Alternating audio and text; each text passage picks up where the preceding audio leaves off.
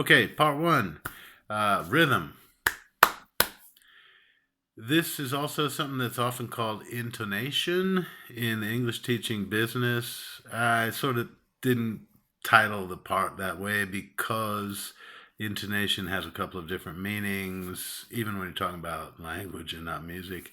And in a native context, it usually really refers to the tone of voice you're using, um, and sort of the connotative or emotional value you're putting on your words. And that is something that's potentially important for us here, but I want to separate that from, and that'll be the part two.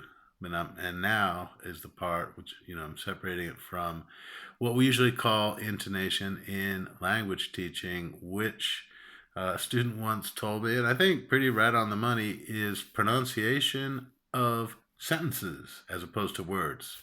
Right? We say pronunciation, we're usually talking about words. And the thing is, sentences have their own pronunciation too. It's also called sentence stress, or you might call it emphasis or accent. But it's about why, for example, um, we might say, try it, you'll like it. And we don't say, try it, you'll like it. And probably people wouldn't understand that because it's just too weird. And it's weird because of the intonation. The words are the same. Used to be people thought that these kind of rhythms, intonation in that sense, were something that students couldn't learn, students of a language, that that was a native thing and it wasn't transferable. That idea is pretty much gone out the window. There's a window over there. And now we, you know, generally regard that as something relevant and that can be learned, and it can. Now, I don't have time to go very deeply into the subject today. Perhaps that could be another day's video. There are some rules you can follow, and we could look at some examples and so forth. Uh, but I think in 3 or 4 minutes, what I'll be able to say is just a few very key points. Um, English is not a syllabic language in the sense that many of the world's languages are. That's according to David Crystal, the author of the, I want to say, Welsh linguist, who's been quite famous for a long time and happens to be the author of the Cambridge Encyclopedia of the English Language. Okay, he was the one who gave me that comparison. I don't know so many languages, just English and Spanish. But just right there, I mean, we can see that Spanish is syllabic. Syllabic, by that he meant you hear every syllable. Now, of course, English has syllables, but we don't pronounce them all, and we certainly don't pronounce them all equally. Um, Instead, English is a content based emphasis system in intonation or rhythm. That is to say, the content words, the words that really carry our meaning, are louder, are heard more. Now, that doesn't mean you shout those words. It's a little bit more emphasis, and we reduce or eat, as you guys say, um, some of the other words, which are, we call them grammar words. Okay, so that's sort of the separation: grammar words, content words. Um, Grammar words, I'm going to give you some examples, and these are things that you generally don't want to emphasize. Pronouns, modal verbs, auxiliary verbs, uh, really common verbs like to be or have. Well, that's, when it's an auxiliary. Um, can. Prepositions, they never get emphasized, just about. And conjunctions like and. Take and as an example. We never say and when we're talking, really. We say like, that's what we say. What's your favorite soup? Chicken and noodles, chicken and dumplings. Um, is that TV color? No, it's black and white, like they exist anymore. But you see what I'm saying? They get reduced. And I know from experience that that's the problem, for most students when they're listening.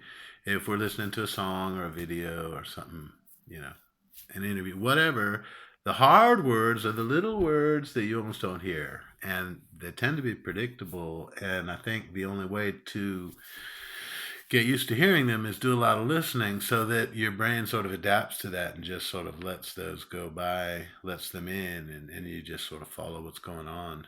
Even if you don't hear like all the sound, because you won't hear all the sound of the word. So at the end of this, we should talk about ways you can practice, and maybe give you some ideas of some listening practice you could do. One thing about listening and developing your ears is the more the better.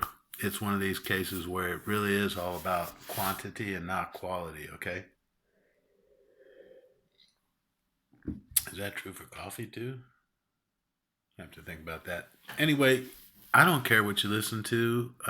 If they're talking in English, really the important thing is that you like it, that you're interested. Find something, and then just the more the merrier. The more you do it, the easier it becomes. The less of a headache. The more you understand. Um, Practicing speaking is harder to do if you're alone, but maybe there's some things we can try. So I'll try to give you some ideas about that right at the end of the video. So the main takeaway, I'm already at the 4-minute mark. 5, 6 this is going out of hand, getting out of hand. I can't really see. I should put my glasses on. Emphasize content words.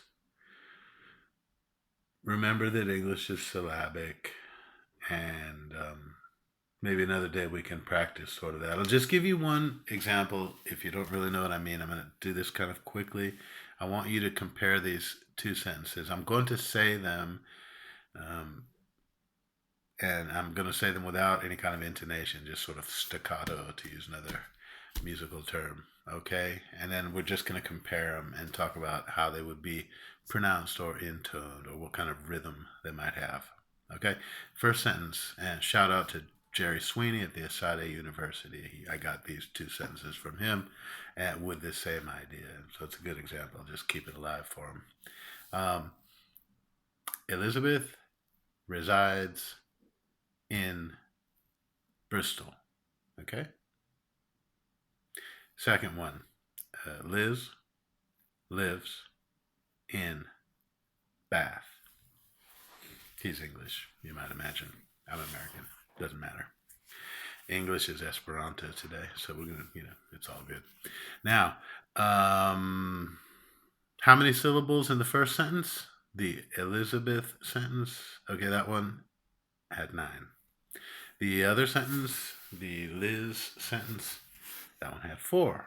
So you have more than double in the first one. You might suspect, if you're coming from a syllabic kind of language, that, there's the first one, it takes longer to say, but it doesn't in English, okay? It's exactly the same, because I'll show you. It's Elizabeth resides in Bristol. Liz lives in Bath. If it's faster, it doesn't matter. Elizabeth resides in Bristol. Liz lives in Bath. So if you want, you can practice that sort of thing. I don't know if that really helped, but something we can talk about another time. We're going to go on to part 2, which is tone of voice.